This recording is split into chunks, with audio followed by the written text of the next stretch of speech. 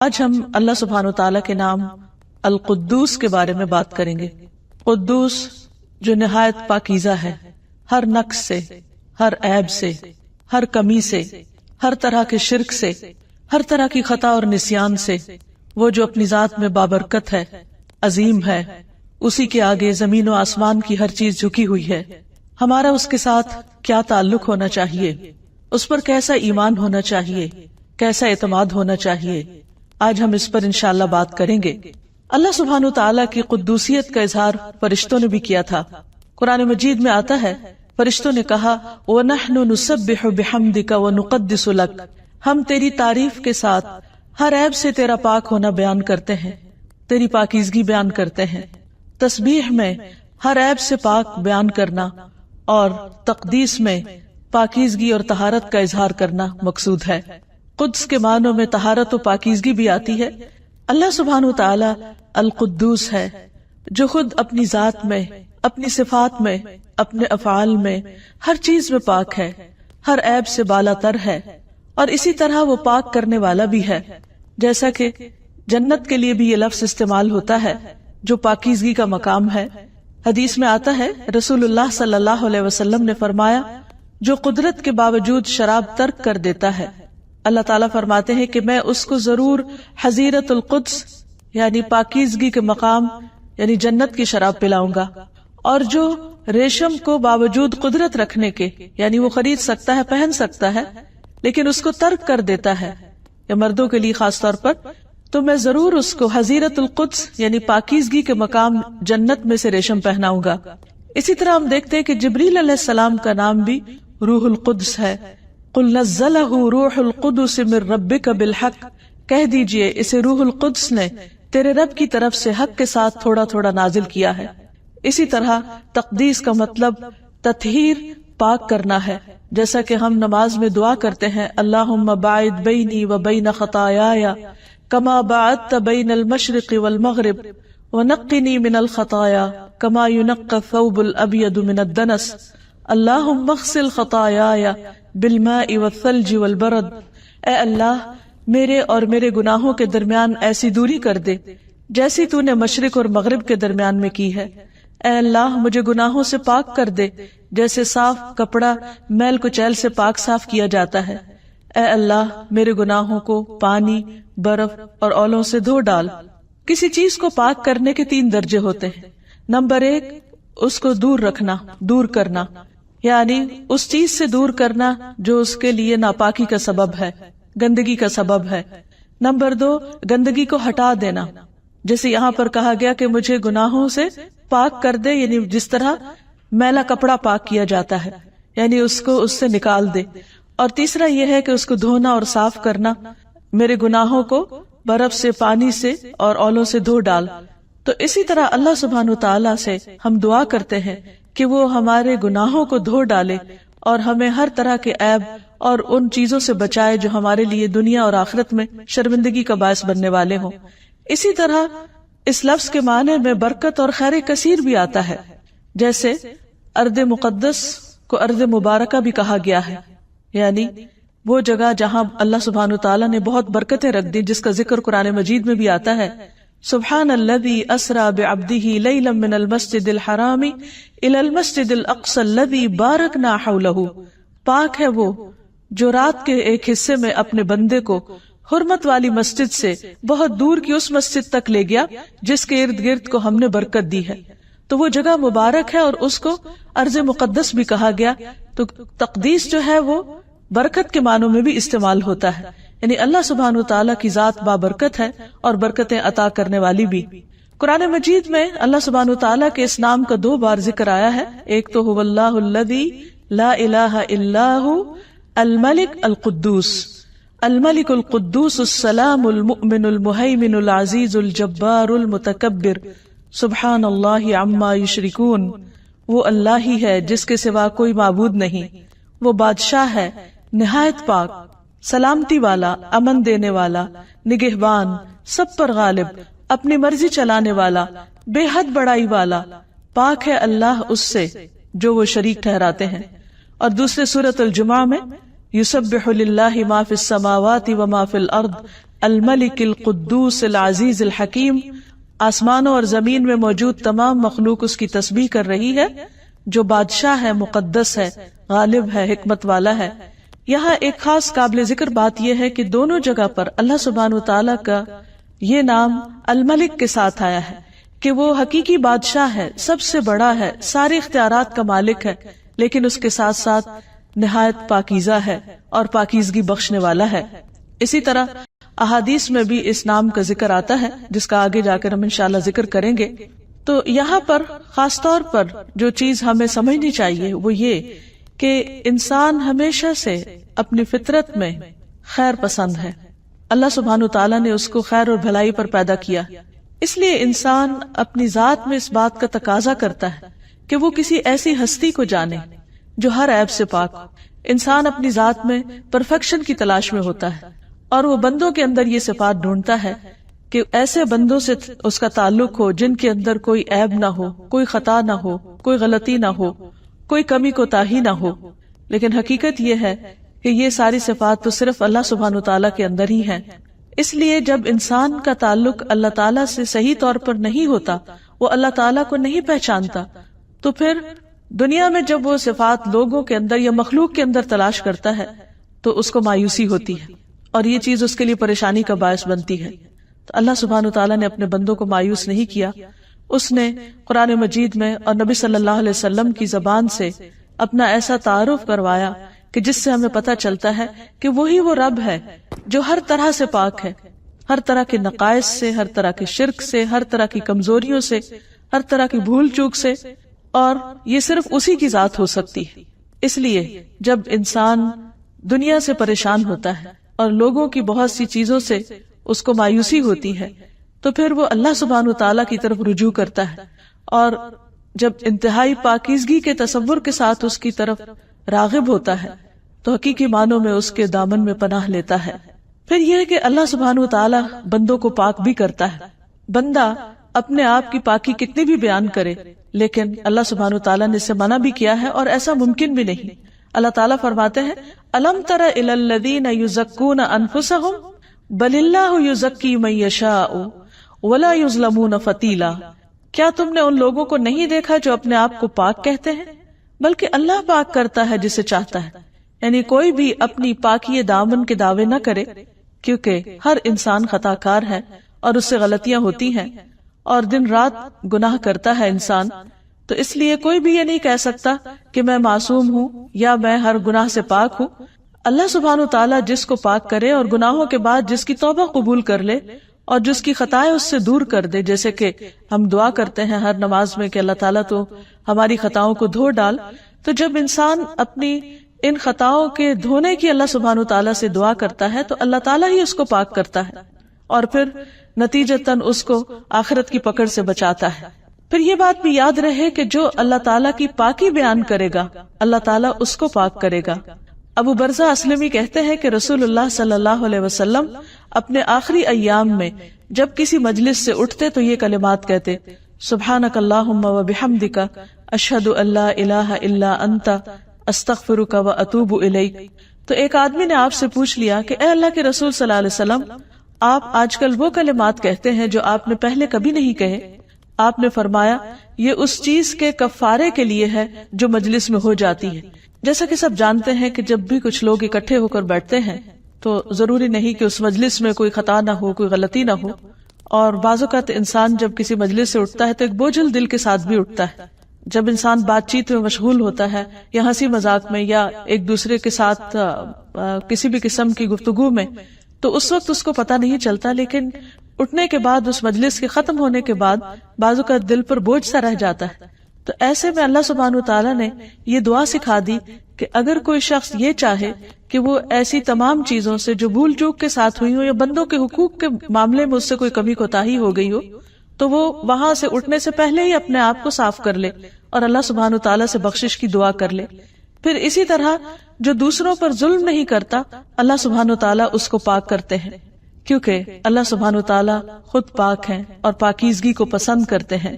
اللہ سبحانہ تعالیٰ ہر شرک سے بھی پاک ہے، اس کا کوئی شریک نہیں، اور پھر اس کے لیے لوگوں نے، انسانوں نے جتنے بھی قسم کے انداد یا شرکا بیان کیے ہیں، اللہ سبحانہ وتعالیٰ ان سب سے بھی پاک ہے. جیسے قرآن مجید میں آتا ہے وَجَعَلُوا لِلَّهِ شُرَكَاءَ الْجِنِّ وَخَلَقَهُمْ وَخَرَقُوا لَهُ بَنِينَ وَبَنَاتٍ بِغَيْرِ عِلْمٍ سُبْحَانَهُ وَتَعَالَى عَمَّا يَصِفُونَ بَدِيعُ السَّمَاوَاتِ وَالْأَرْضِ أَنَّىٰ يَكُونُ لَهُ وَلَدٌ وَلَمْ تَكُن لَهُ صَاحِبَةٌ وَخَلَقَ كُلَّ شَيْءٍ وَهُوَ بِكُلِّ شَيْءٍ عَلِيمٌ. ان لوگوں نے جنوں کو اللہ کا شریک بنا دیا، حالانکہ اللہ ہی نے ان کو پیدا کیا. تو جس کو اللہ نے خود پیدا کیا وہ اللہ تعالیٰ کا شریک تو نہیں ہو سکتا. پھر بغیر علم کے اللہ کے لیے بیٹے اور بیٹیاں گھر ڈالے. جو کچھ یہ لوگ بیان کرتے ہیں اللہ اس سے پاک اور بہت بلند ہے. پھر اسی طرح ایک اور جگہ پر فرمایا قُلْ إِنْ كَانَ لِلرَّحْمَنِ وَلَدٌ فَأَنَا أَوَّلُ الْعَابِدِينَ سُبْحَانَ رَبِّ السَّمَاوَاتِ وَالْأَرْضِ رَبِّ الْعَرْشِ عَمَّا يَصِفُونَ. آپ ان سے کہیے کہ اگر رحمان کا کوئی بیٹا ہوتا تو سب سے پہلے میں اس کی عبادت کرنے والا ہوتا. پاک ہے آسمانوں اور زمین کا رب جو عرش کا رب ہے اس سے جو وہ بیان کرتے ہیں. تو اللہ سبحانہ وتعالی ہر طرح کے شریکوں سے پاک ہے، یعنی اس کی ذات اتنی بلند اعلیٰ و عرفہ ہے کہ اس کو کسی بھی مددگار کی اور کسی بھی سکسیسر کی ضرورت نہیں. پھر اللہ سبحانہ وتعالی ہر طرح کے نقص اور کمی سے پاک ہے، جیسے موت سے پاک ہے. قرآن مجید میں آتا ہے وَتَوَكَّلْ عَلَى الْحَيِّ الَّذِي لَا يَمُوتُ. اس ذات پر بھروسہ کیجئے، اس ذات پر اپنا اعتماد رکھیے جو ہمیشہ سے زندہ ہے اور اسے کبھی موت نہیں آئے گی. انسان چونکہ اپنی ذات میں کمزور ہے، انسان محتاج ہے، اس لیے وہ چاہتا ہے کہ وہ کسی ایسے سہارے کو پکڑے، اپنی مشکلات میں کسی ایسے کو تھامے کہ جو واقعی اس کو سہارا دینے والا ہو اور وہ کبھی ختم نہ ہو. انسان جب انسانوں کے اندر ایسے سہارے تلاش کرتا ہے، انسانوں کے اندر ایسے مددگار چاہتا ہے، تو ظاہر ہے کہ انسان تو کمزور ہے. دنیا کی ہر چیز فنا ہونے والی ہے، اس لیے انسان اگر ان میں سے کسی بھی چیز کے اوپر بھروسہ کرتا ہے تو وہ ایک نہ ایک دن سب ختم ہونے والے ہیں. اس لیے اللہ سبحانہ وتعالی نے اس ہستی پر یعنی اپنی ذات پر توکل کا حکم دیا اور ساتھ ہی فرمایا کہ وہ اللہ وہ ذات ہے کہ الذی لا یموت، کہ جس کو موت نہیں آئے گی. پھر اسی طرح اسے اونگ اور نیند بھی نہیں آتی، لا تأخذہ سنۃ ولا نوم. اس لیے جب رات کو تمام لوگ سو جاتے ہیں تو اللہ سبحانہ وتعالی نہیں سوتا. انسان زیادہ سے زیادہ کتنا جاگ سکتا ہے؟ اگر کوئی کسی کی مدد دل و جان سے بھی کرنا چاہے تو نہیں کر سکتا اپنی کمزوریوں کی وجہ سے، اپنی کوتاہیوں کی وجہ سے.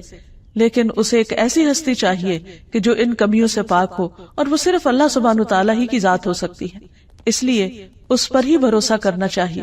اس کو ہم چاہیں تو دن میں پکاریں، چاہیں تو رات کو پکاریں، وہ ہر حال میں سنتا ہے. وہ صرف سوتا ہی نہیں، اس کو اونگ بھی نہیں آتی، اس کو تھکاوٹ بھی لاحق نہیں ہوتی.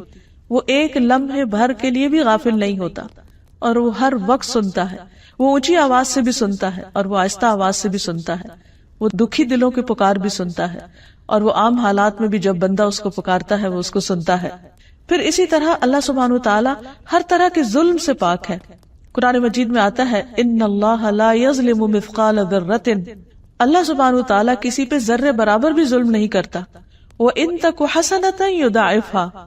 اگر وہ ذرہ نیکی کا ہوتا ہے تو اسے کئی گنا بڑھا دیتا ہے. وَيُؤْتِ مِن لَّدُنْهُ أَجْرًا عَظِيمًا. اور وہ اپنے پاس سے بہت بڑا اجر عطا کرتا ہے. یعنی بندوں کی کوششوں کو، بندوں کی نیکیوں کو اپنی رحمت سے قبول کرنے والا ہے. اور کس طرح قبول کرتا ہے کہ کوئی ایک قدم بڑھتا ہے تو اللہ سبحانہ وتعالیٰ اس کی طرف 10 قدم آتے ہیں. پھر اسی طرح ایک اور جگہ پر فرمایا کہ ان اللہ لا یظلم الناس شیئا. اللہ تعالیٰ لوگوں پر کچھ بھی ظلم نہیں کرتا. ولکن الناس انفسهم یظلمون. لیکن لوگ خود اپنی جانوں پر ظلم کرنے والے ہیں.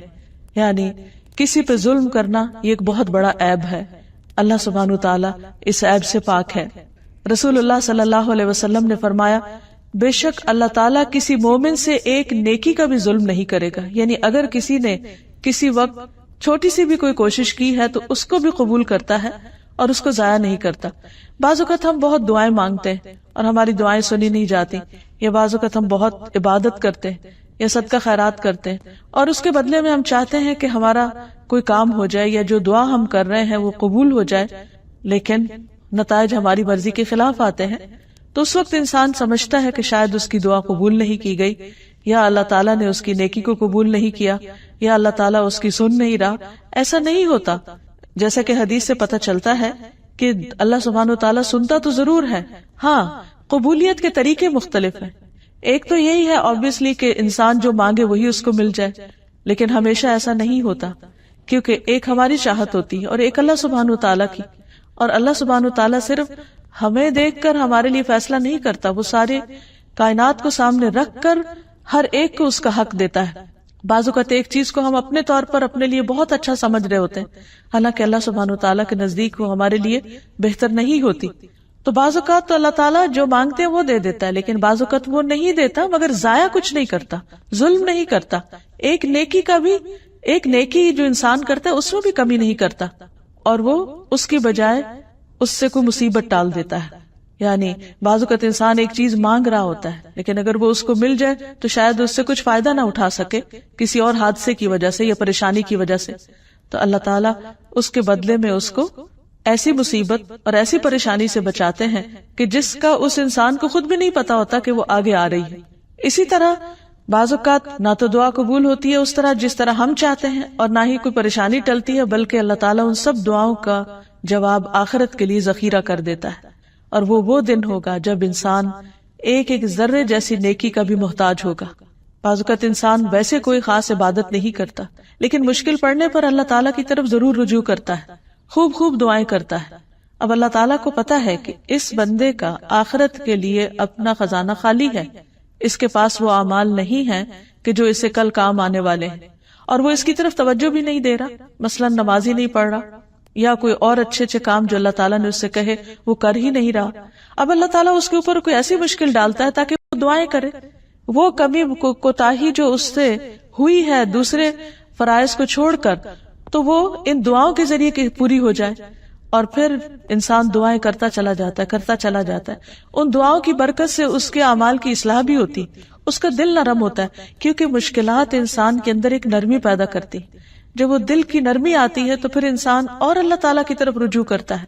بعض اوقات انسان عیش و عشرت میں، آرام میں، سکون میں، خوشحالی میں اللہ کی طرف راغب نہیں ہوتا، لیکن جب اس کے اوپر کوئی تکلیف آتی ہے تو ضرور اللہ کو پکارتا ہے، اور جب وہ اللہ تعالیٰ کو پکارتا ہے تو اللہ کے قریب ہوتا ہے. اور اللہ تعالیٰ اپنے بندے پر شفقت کرتے ہوئے، مہربانی کرتے ہوئے یہ چاہتا ہے کہ بندہ اس کی طرف راغب ہو.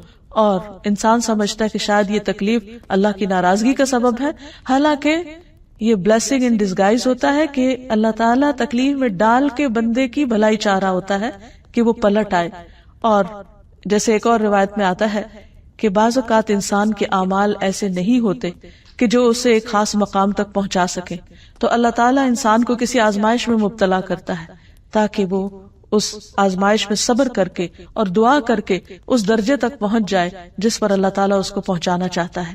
اس لیے انسان اگر اللہ تعالیٰ پر اعتماد کرے کہ اس کے ہر حال میں خیر ہے، اس کے اللہ تعالیٰ کے ہر فیصلے میں بھلائی ہے، اور بظاہر اگر نظر نہ بھی آ رہا ہو تو بھی جب یہ انسان سمجھ لیتا ہے کہ اللہ تعالیٰ پاک ہے، ہر عیب سے پاک ہے، ہر ظلم سے پاک ہے، تو پھر اسے اللہ کے فیصلوں کا یقین آنے لگتا ہے.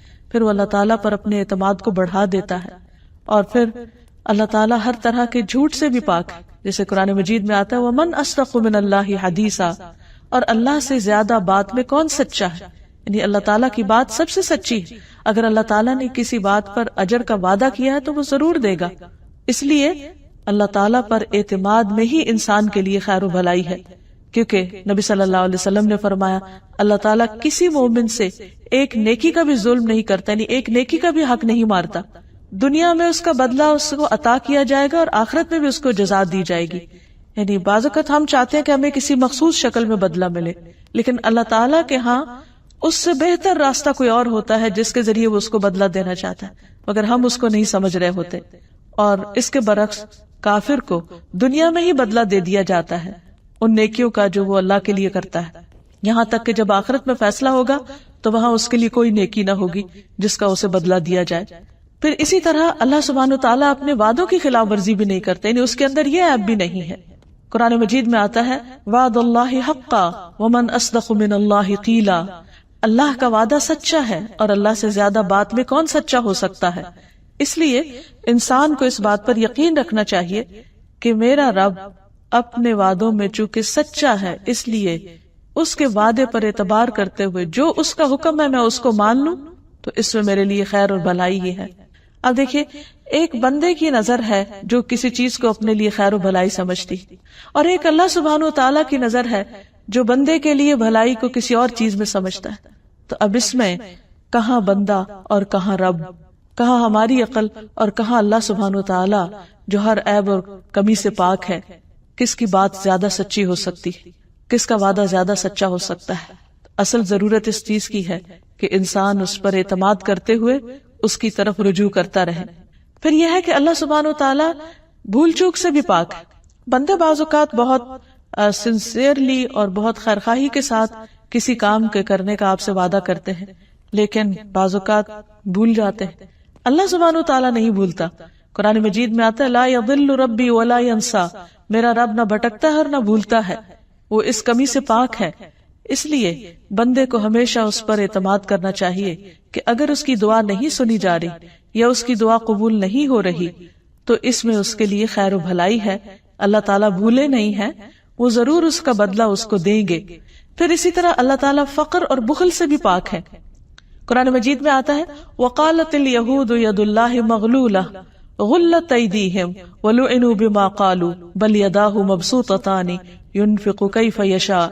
اور یہود نے کہا کہ اللہ کا ہاتھ بندھا ہوا، یعنی اللہ بندوں کے اوپر خرچ نہیں کرتا. ان کے ہاتھ باندھے گئے اور ان پر لعنت کی گئی اس وجہ سے جو انہوں نے کہا، بلکہ اس کے دونوں ہاتھ کھلے ہیں، وہ خرچ کرتا ہے جیسے چاہتا ہے. اس لیے اللہ سبحانہ و تعالیٰ سے ہمیشہ خیر کی امید رکھنی چاہیے.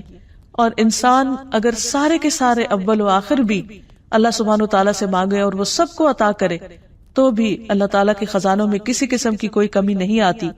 پھر اسی طرح اللہ سبحانہ و تعالیٰ جیسا کوئی بھی نہیں. اللہ سبحانہ و تعالیٰ ہر ایک سے بڑا اور عظیم ہے، کیونکہ قدوس میں عظمت کا معنی بھی پایا جاتا ہے. پھر یہ کہ اللہ تعالیٰ کو کسی بھی چیز کی حاجت نہیں، کسی بھی چیز کی ضرورت نہیں، نہ اس کو کھانے کی ضرورت ہے، نہ اس کو آرام کی ضرورت ہے. پھر یہ کہ اس سے کوئی چیز چھپی ہوئی نہیں. ان اللہ لا یخفی علیہ شیء فی الارض ولا فی السماء. پھر یہ کہ وہ ظاہر کو بھی جانتا ہے اور چھپے ہوئے کو بھی جانتا ہے. انہ یعلم الجہر وما یخفی. پھر اللہ تعالیٰ سے کوئی مخلوق بھی اوجھل نہیں. بعض اوقات انسان دیکھتا ہے کہ دوسرے لوگ اس پر ظلم کر رہے ہیں اور شیطان اس کے دل میں وسوسہ ڈالتا ہے کہ کہاں ہے تمہارا رب جو تمہیں ان کے ظلم سے نجات دے. اللہ سبحانہ و تعالیٰ اگر ہوتا تو یہ بندے ظلم نہ کر سکتے، حالانکہ ایسا نہیں ہے. اگر اللہ تعالیٰ کسی بندے کی رسی دراز کرتا ہے، جیسے حدیث میں آتا ہے کہ اللہ تعالیٰ ظالم کو مہلت دیتا ہے اور پھر اچانک اس کو پکڑ لیتا ہے، تو اس کا یہ مطلب نہیں کہ اللہ تعالیٰ دیکھتا نہیں ہے یا وہ ظالم اس کی نگاہوں سے چھپے ہوئے ہیں. کچھ بھی نہیں چھپا ہوا. قرآن مجید میں آتا ہے وَعِندَهُ مَفَاتِحُ الْغَيْبِ لَا يَعْلَمُهَا إِلَّا هُوَ وَيَعْلَمُ مَا فِي الْبَرِّ وَالْبَحْرِ وَمَا تَسْقُطُ مِنْ وَرَقَةٍ إِلَّا يَعْلَمُهَا وَلَا حَبَّةٍ فِي ظُلُمَاتِ الْأَرْضِ وَلَا رَطْبٍ وَلَا يَابِسٍ إِلَّا فِي كِتَابٍ مُبِينٍ. اور اس کے پاس غیب کے خزانے ہیں جنہیں اس کے علاوہ کوئی نہیں جانتا. وہ خشک اور تر سب کا جاننے والا ہے. کوئی پتا بھی گرتا ہے تو اسے اس کا علم ہے. زمین کی تاریکیوں میں کوئی دانہ یا کوئی خشک اور تر ایسا نہیں جو کتاب مبین کے اندر محفوظ نہ ہو. یعنی اللہ سبحانہ و تعالی ہر ایک کی حرکتوں پر نظر رکھے ہوئے ہے. ہاں یہ اس کے قانون کا حصہ ہے کہ اس نے دنیا میں انسانوں کو اچھا یا برا کرنے کے لیے مہلت دے رکھی ہے. اس لیے کبھی اگر ایسے حالات ہوں تو انسان کو صبر کرنا چاہیے، انتظار کرنا چاہیے. اور دنیا میں ہم بہت دفعہ دیکھتے ہیں جیسے اللہ تعالیٰ نے فرمایا وَتِلْكَ الْأَيَّامُ نُدَاوِلُهَا بَيْنَ النَّاسِ کہ یہ دن ہم لوگوں کے درمیان پھیرتے رہتے ہیں. کبھی ایک کے حصے میں کوئی خیر آ جاتی ہے اور کبھی دوسرے کے حصے میں. اس لیے کہ دنیا امتحان کی جگہ ہے. اگر یہاں ہر چیز انسان کی مرضی کے مطابق ہو جائے تو پھر انسان کا امتحان ہی ختم ہو جائے. بعض اوقات اللہ سبحانہ تعالیٰ انسان کو نعمتیں دے کر آزماتا ہے اور بعض اوقات اس سے نعمتیں واپس لے کر آزماتا ہے، اور دونوں ہی حال امتحان کے ہیں. ہم عام طور پر یہ سمجھتے ہیں کہ شاید تکلیف کی حالت امتحان کی ہے اور نعمت کی نہیں، جبکہ دونوں ایکولی امتحان ہیں. ایک حالت میں یا دوسری حالت میں ہمارا اللہ سبحانہ تعالیٰ کے ساتھ کیسا تعلق رہا. پھر یہ کہ القدوس جو ہر عیب سے پاک ہے وہ کبھی غافل بھی نہیں ہوتا. قرآن مجید میں آتا ہے وَمَا اللَّهُ بِغَافِلٍ عَمَّا تَعْمَلُونَ اللہ اس سے ہرگز غافل نہیں جو بھی تم کر رہے ہو. یعنی نعمتوں کی حالت میں جو کچھ کر رہے ہو یا نعمتوں کے جانے پر جو کچھ کر رہے ہو، تمہارے ریئیکشنز، تمہارے باتیں، تمہاری سوچیں، تمہارے معاملات، تمہارا طریقہ زندگی، سب کا سب اللہ سبحانہ وتعالیٰ کے علم میں ہے۔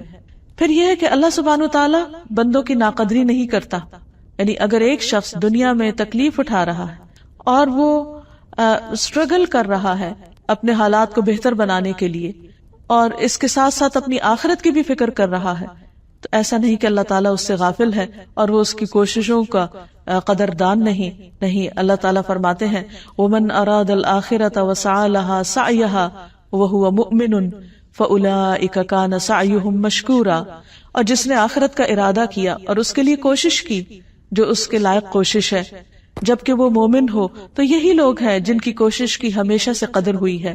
یعنی ایمان کے ساتھ انسان جو بھی کوشش کرے، چھوٹی یا بڑی، اللہ سبحانہ وتعالیٰ اس کا قدردان ہے۔ پھر یہ بھی یاد رہے کہ اللہ تعالیٰ بلا وجہ کسی کو نہیں پکڑتا، یعنی بلا وجہ کسی پر عذاب نہیں بھیجتا، کیونکہ وہ ظالم نہیں ہے۔ پھر یہ بھی یاد رہے کہ اللہ تعالیٰ کسی کا محتاج نہیں، اسے بندوں کے اعمال نہیں چاہیے۔ بعض اوقات ایسا ہوتا ہے کہ جب ہم پر کوئی مشکل آتی ہے تو ہم اس وقت اپنی عبادت میں اضافہ کر دیتے۔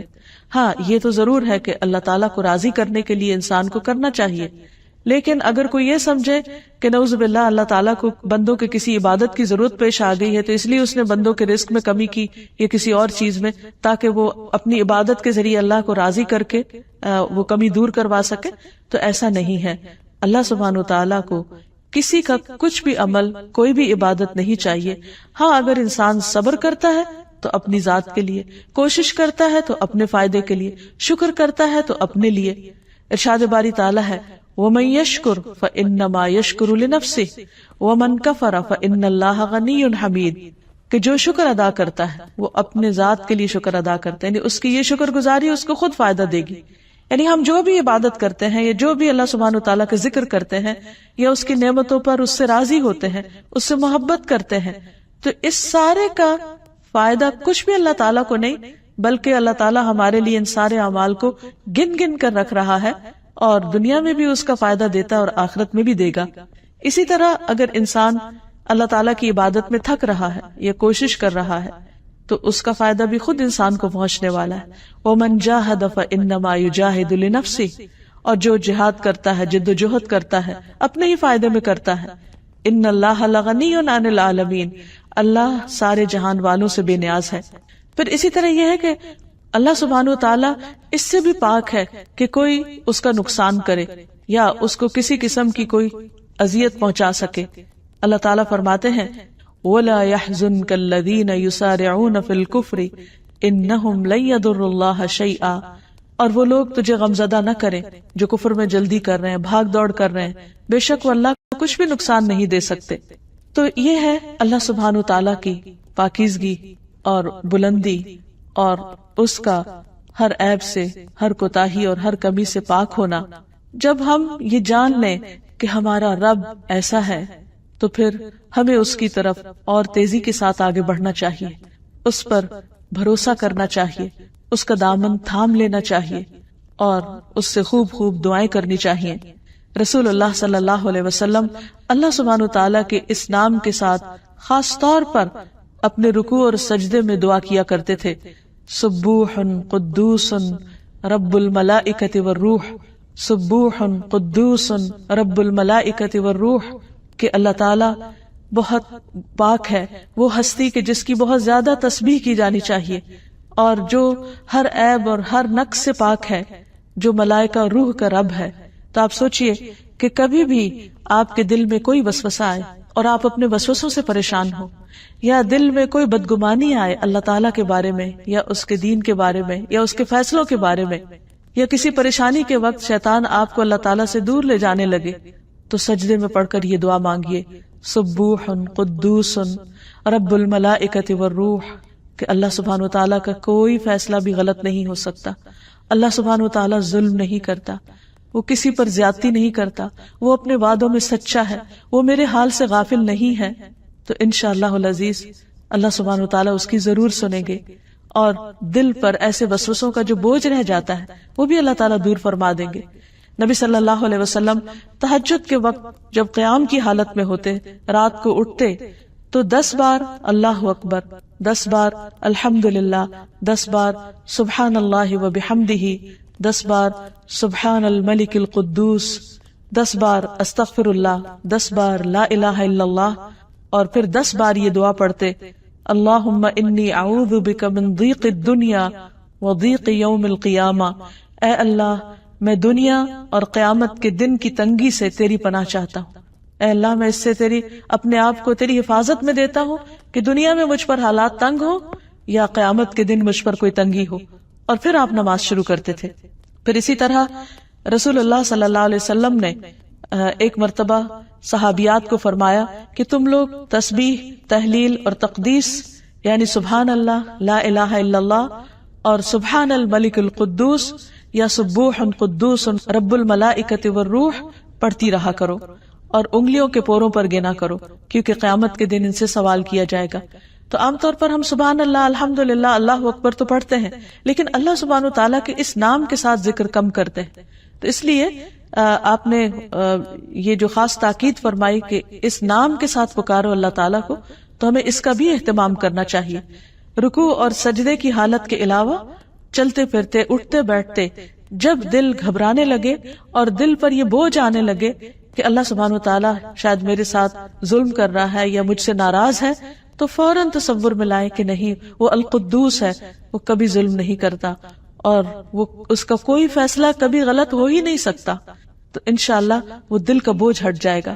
پھر اسی طرح یہ ہے کہ عام حالات میں بھی اللہ سبحانہ وتعالیٰ کی تعریف اور تسبیح کرتے رہنا چاہیے، اور اپنے خیالات کو، اپنے عقائد کو ہر طرح کے شرک کی نجاست سے پاک رکھنا چاہیے، اور اپنے تمام اعمال کو اللہ کے لیے خالص کرنا چاہیے۔ یعنی جس طرح اللہ سبحانہ وتعالیٰ پاک ہے تو وہ پاک چیز کو ہی قبول کرتا ہے، تو ہمیں اپنی جسمانی، روحانی، ذہنی اور سوچوں تک کی صفائی اور اپنی نیت کی بھی صفائی رکھنی چاہیے۔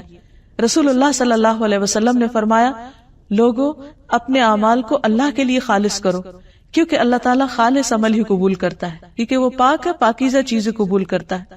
اسی طرح ہمیں اپنے دلوں کی بھی صفائی کرنی چاہیے، اپنے دلوں کو بھی پاک کرنا چاہیے ہر طرح کے حسد سے، بغض سے، نفرت سے، اور بندوں کے بارے میں بدگمانی سے، اور خود اللہ سبحانہ وتعالیٰ اور اس کے رسولوں اور اس کے فرشتوں کے بارے میں بھی بدگمانی سے، اور طرح طرح کے گناہوں سے، کیونکہ جب انسان کے دل پر گناہ چھا جاتے ہیں تو اس کا دل زنگ آلود ہو جاتا ہے۔